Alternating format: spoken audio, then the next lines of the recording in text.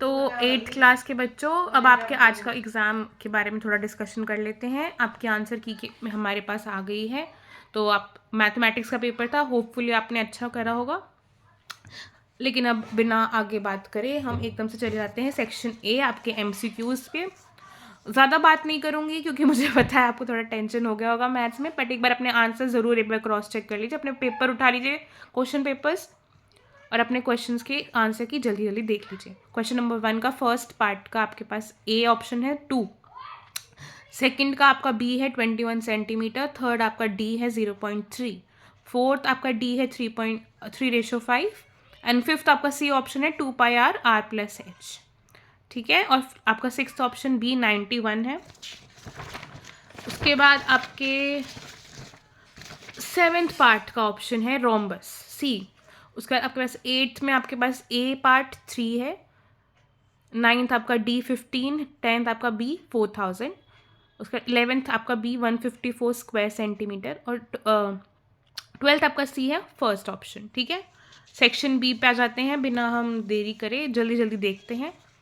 अब ये पहले पार्ट ऑफकोर्स आपने ध्यान से देख लिया होगा, 12 ऑप्शन है, ये आपका सेक्शन ए में 12 पार्ट्स हैं। ठीक है, तो 12 मार्क्स हैं आपके इस क्वेश्चन के। तो एक बार अपना देख लीजिए कि मार्क्स कितने आए हैं। ठीक है, अब सेक्शन बी जो है इसको भी देख लीजिए। फर्स्ट क्वेश्चन है आपका 2 मार्क्स का क्वेश्चन है आपका, फाइनल आपको ये ऐसे एक्सपैंड करना था। ठीक है, तो एक्सपैंड आपने देख लिया ढंग से कैसे करना है। सिमिलरली आपके ये क्वेश्चन नंबर 3 का सोल्यूशन है, ये एक ही मार्क्स का क्वेश्चन है, तो होपफुली आपने कर लिया होगा। ठीक है, ये फोर्थ का सोल्यूशन है, फोर्थ भी आपका 1 मार्क्स का था, तो होपफुली आपने कर लिया होगा।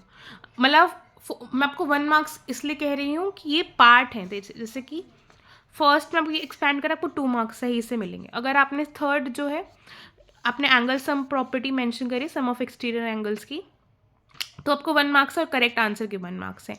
सिमिलरली अगर आपने इसमें ये ऐसे एक्सपैंड पूरा करा है तो आपको मार्क्स मिलेंगे। ठीक है, पहले ऐसे एक्सपैंड करना है, इसके 1 मार्क्स और फाइनल आंसर के 1 है। ठीक है, तो इनके डिवीजन ऐसे है, तो देख लीजिए आपने कितना करा है, उस हिसाब से उस स्टेप तक आपको उतने मार्क्स मिलेंगे। ये और ऑप्शन का है आपका, फोर्थ का और पार्ट का ये आंसर है, ऐसे आपको लाना था। ठीक है, होपफुली आपने कर रखा होगा। फिफ्थ का भी एक बार देख लीजिए, सिक्स्थ, ये सेवेंथ है आपका प्रॉफिट लॉस का क्वेश्चन है। फॉर्मूला आपने सेलिंग प्राइस अगर आपने 987 लिखा है तो आपको 1 मार्क्स मिलेंगे, फिर लॉस मेंशन करके आपको लॉस निकालना है। ठीक है, कॉस्ट प्राइस निकल गया आपका कॉस्ट प्राइस, तो 2 नंबर मिलेंगे पूरे। ठीक है, अब हम आ जाते हैं अगला सेक्शन सी के क्वेश्चन नंबर 8 to 10 आपके शॉर्ट आंसर टाइप क्वेश्चंस हैं जो 3 मार्क्स के हैं। तो अब तक आपने एक बार अपने आंसर कैलकुलेट कर लीजिए सेक्शन बी के लिए, और फिर हम सेक्शन सी स्टार्ट करते हैं। लंबे आंसर हैं, हर स्टेप के नंबर हैं, प्लीज़ अपने स्टेप वाइज का आंसर कैलकुलेट कीजिए। अगर आपने ये स्टार्टिंग का पार्ट लिखा है आपको 1 मार्क्स मिलेंगे। ठीक है, और अगर आपने यहाँ पे एरिया ऑफ ट्रपेजियम से आपने आंसर निकाल दिया आपको 1 नंबर मिलेंगे, और फाइनल आंसर निकाल दिया है आपने ये, तो आपको 3 नंबर मिलेंगे। ये और पार्ट का आंसर है, ये एरिया ऑफ रोम्बस 1.5 मार्क्स का था। ठीक है, और एरिया ऑफ रोम्बस आपने डायगोनल निकाल दिया है दूसरा, तो आपको 1.5 मार्क्स और मिलेगा। ठीक है, अगले ये इधर आ जाइए।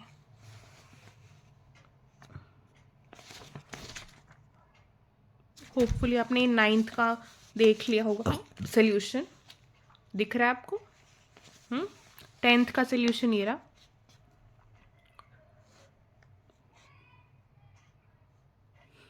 सिमिलरली नंबर अपने एक बार देख लीजिए, ये दोनों मेंशन करने की 1 नंबर है, 1 नंबर इसका है, और फाइनल ऑफ कोर्स 1 नंबर अगर आपका आंसर और आ रहा है तो आपको 3 मार्क्स मिलेंगे। नाउ सेक्शन डी, बड़े 5 नंबर के क्वेश्चनों पे आ गए हैं। एक बार फिर से मैं कह रही हूँ अपने सारे सेक्शन के मार्क्स अभी कैलकुलेट साथ साथ करते रहिएगा, फिर आप भूल जाएंगे। अब हम 5th पे आ गए हैं, मैं ज़्यादा नहीं बोलूँगी, एक बार अपना देख लीजिए, आपने ऐसे ही सॉल्व करके ऐसे ही आंसर निकाला है। तो आपको ऑफकोर्स 5 मार्क्स मिलेंगे। सिमिलरली और पार्ट पे आ जाते हैं।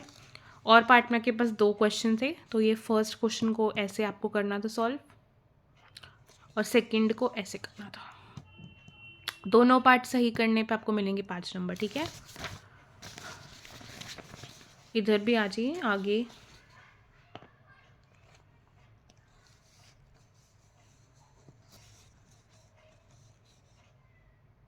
पॉज करके आप एक बार अपना स्टेप देख सकते हैं। मैं एक बार दोबारा दिखाती हूँ। पॉज कर लीजिए एक बार, इस जगह पर देख लीजिए आपको कैसे सोल्यूशन सॉल्व हुआ है।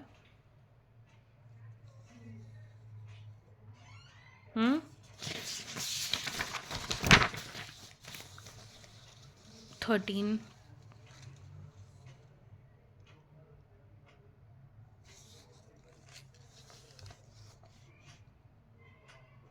ये आपका फाइनल आंसर था। 2 पार्ट हैं, दोनों सही करने पर 5 नंबर हैं।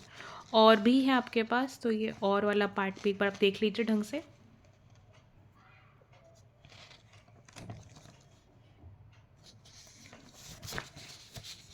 सेक्शन ई आपका लास्ट सेक्शन है, 4 नंबर के क्वेश्चन है, ठीक है। केस स्टडी के क्वेश्चन है। एक बार अपने केस स्टडी ढंग से पढ़ी है तो आप सॉल्व कर पाएंगे। अब अपने आंसर्स मैं कुछ नहीं कहूँगी, बट चेक कर लीजिए प्लीज़। ये पहले के 3 क्वेश्चन है, ये 1 नंबर का था, ये 1 नंबर का था और ये 2 नंबर का है।